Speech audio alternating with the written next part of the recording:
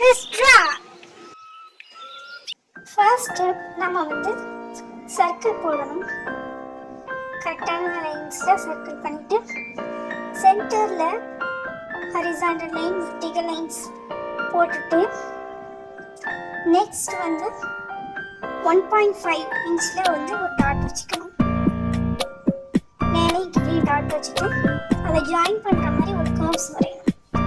மேலே ஒரு கர்வ்ஸும் கீழே ஒரு கர்வ்ஸும் வரையணும்.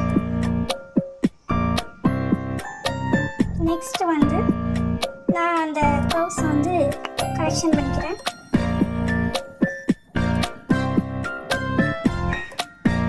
அதுக்கப்புறம் நம்ம எரேசரை வச்சு மற்ற லைன்ஸ் எல்லாம் வந்து எரேஸ் பண்ணிட்டு நம்ம லெஃப்ட் சைடு வந்து எம்டியை விட்டுட்டு ரைட் சைடில் ஃபுல்லாக பென்சில் ஷேட்.